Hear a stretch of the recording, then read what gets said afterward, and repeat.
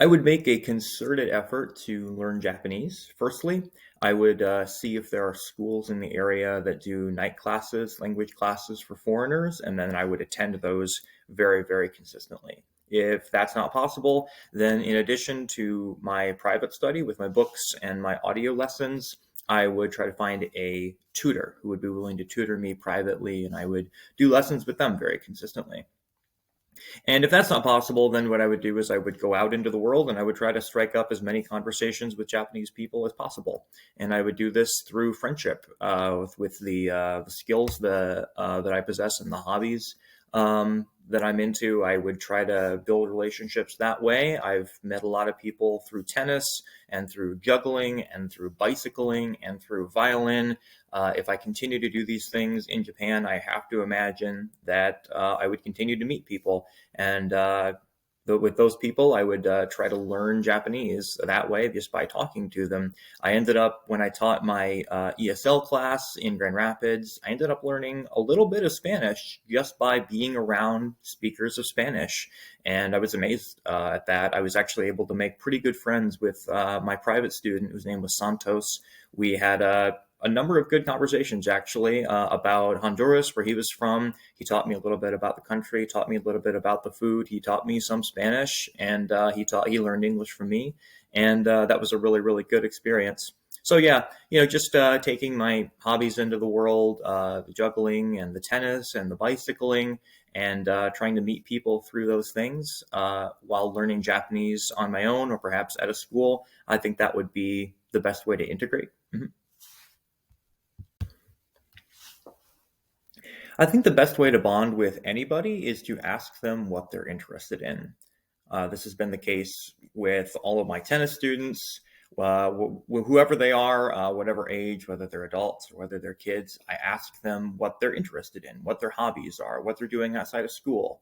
Because no one really likes to learn from somebody who only talks about them. No one really likes to be around somebody who only talks about themselves. So as much as I can, I try to let my students, my tennis students, just talk to me. Tell me about what they're interested in. What movies do you like? Do you read books? Do you have pets at home? What are your hobbies? What's your favorite subject in school? What do you plan to do after high school? Or maybe what's your job? What's your favorite thing about your job? Tell me about your family. And I just keep, giving them questions. And eventually, they start to really settle down, and we just have a really, really good experience that way.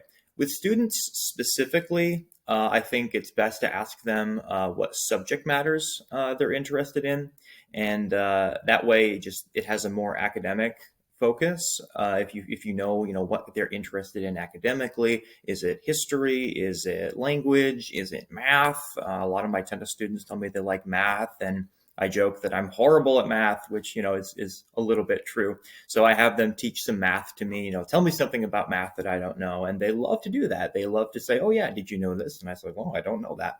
I found this with another student of mine. His name was Teddy. He was a good student. He was a really, really good player, high school singles player, but he didn't talk very much. And as a tennis professional, you never want your court to be stagnant. You always want it to be lively. You want there to be a lot of talk going on.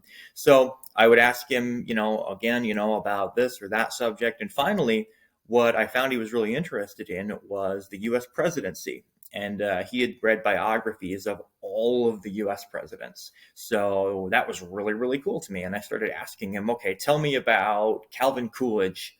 Tell me about Chester A. Arthur. And he would tell me. And I actually learned a whole lot that I didn't know about the US presidents just from him. Yeah. So that's the way that I bond with people. It's not always as rigorous as that. Sometimes, if I'm at a tennis camp and I'm working with a bunch of different kids, sometimes I'll just ask, hey, how's your day going? Or what'd you do over the weekend? You got weekend plans, something like that. Small talk is okay too. Mhm. There's two approaches I would use for culture shock. So to give some background, I come from a really, really small town in Michigan. It's called Coloma. It's very, very rural, kind of set away from the lake a little bit. A lot of farmland, no big buildings, no upscale activity going on. It's a population of about 800 people. That's the population of the town. Very, very small. Then when I went to college, I had to adjust to this, by comparison, very, very big city, Grand Rapids, of about 200,000, which I understand for Japan is not that big of a city. But for me, it was a really, really big city, going from a population of 800 to now one of 200,000 people. A lot of big buildings, downtowns. There's a city center now. You got to navigate. The roads are different. The transportation's different. Everything's different. And, it jarred me a little bit at first, just coming from somewhere that's so, so small. So, one of the things I did was I took my bike and I started biking all around the city. And what that did was that really raised my comfort level and it took down a lot of the stress. It's really, really, really bad for discomfort or culture shock when you're just isolated and you're sitting in one place. I think, though I've never really experienced culture shock, I think the worst thing to do would be to just isolate yourself and, be in your living space with no one around you. I think the best way to alleviate this kind of stress is to go out and explore and get yourself really excited about the new situation that you're in. So that's what I did when I moved to college. I started biking all around the city and around the suburbs, and I just biked everywhere. And that was a really, really good, really relieving activity for me. I ended up making friends with some people at a bike shop, and I ended up taking my bike there to get it fixed. I learned some tricks, some mechanics from people there, and that was really great. So that's one thing. I will definitely be biking around Japan, whether it's the bike that I have right now, whether I take that there, or whether I buy a bike there. I will definitely be using a bicycle for transport and for recreation if I am placed. That's one thing. The other thing, and this relates more to an experience of maybe genuine culture shock that I had, and this is when I started teaching my ESL class to speakers of Spanish at this social services organization, this charity in Grand Rapids called Roosevelt Park Ministries. I taught a class of about 30 adults who many of them did not speak any English at all. And also the staff there, some of them did not speak English, although my boss did. And I found what I had to do was really just turn up the respect. I had to be as respectful and as convivial as possible. I think this is just best for communication. It's best to just never assume that you know more than somebody else. Yeah.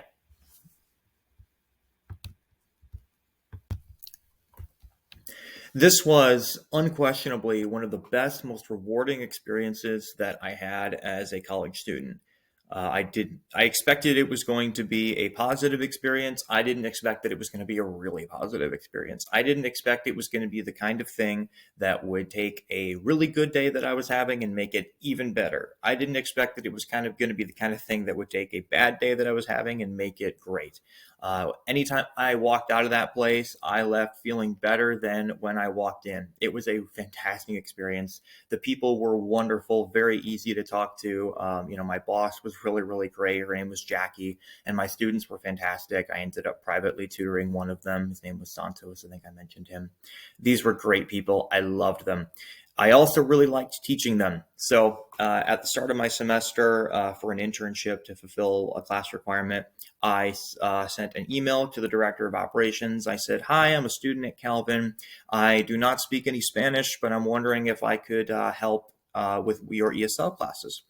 And she says, "Sure." So she ended up making me the lead teacher of the introductory class, the English Level 1 class. These are people who don't speak, most of them didn't speak any English at all. Some of them could speak a little bit.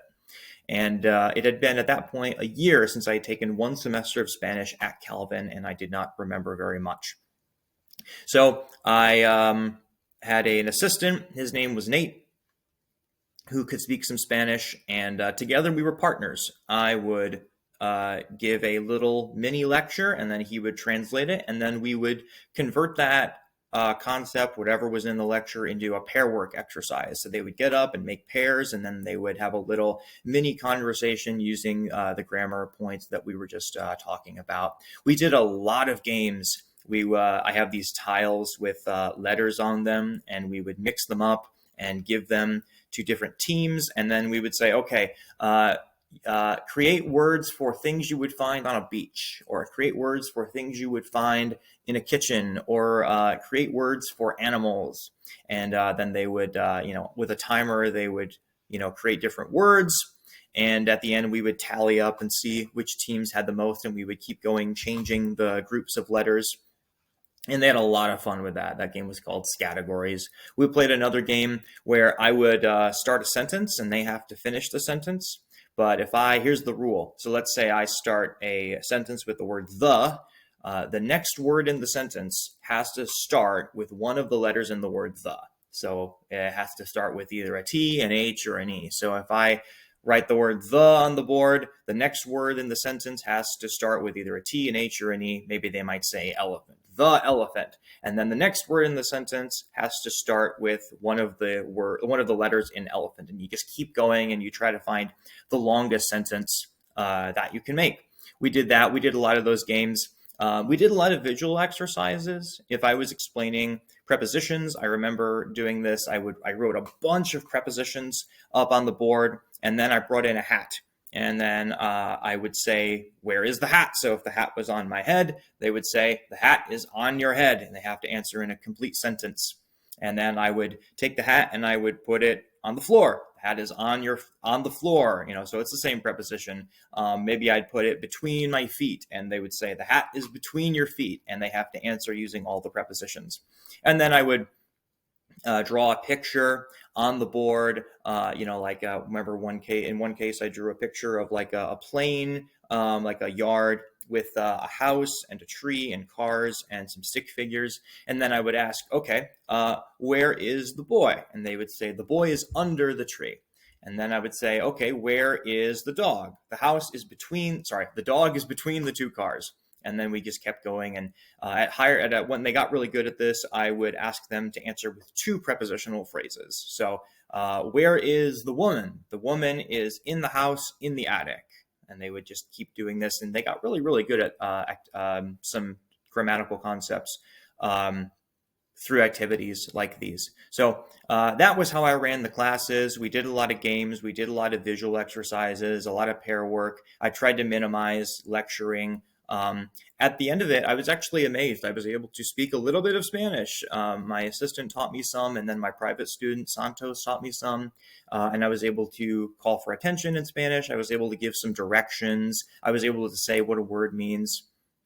It was a really, really rewarding experience. I ended up going to their Christmas party at the very end of the semester and had an absolute blast with them there. I learned a lot about all the different places that they came from, because they didn't all come from Mexico. Some of them came from Honduras or Guatemala or Nicaragua, and they were just amazing people. I could not have been more grateful for that experience. はい、もちろんです。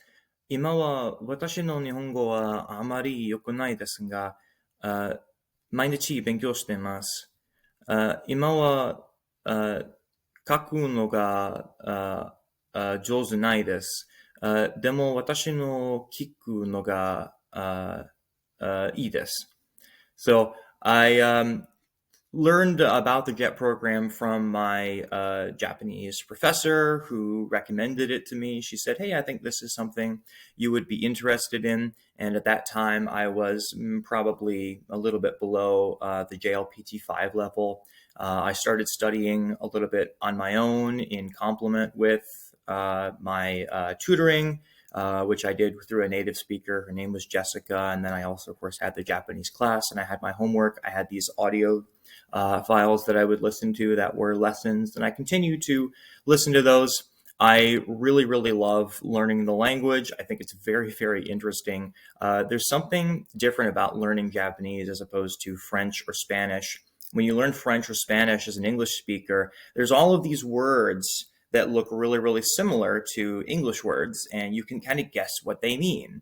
And the syntax is really similar. We tend to do subject, verb, object, but Japanese does not do that.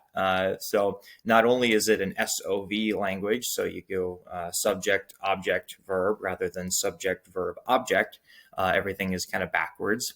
But you can't simply look at a word and guess what it means, because the the content words, the kanji, are foreign to you. They're totally in another world. So it really takes away the option, the easy option of trying to guess.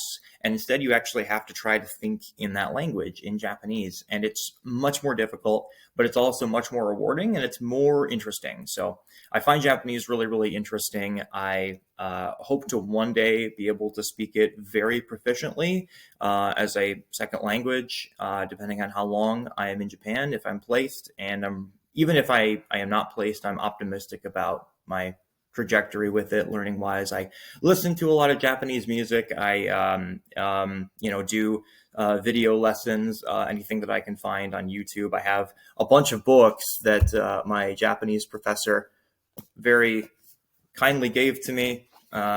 These are her study materials. So yes, I'm very optimistic about my learning with the language, and I hope to continue. And if I'm placed in Japan, I would certainly, like I said before, make every effort to learn as much as I can.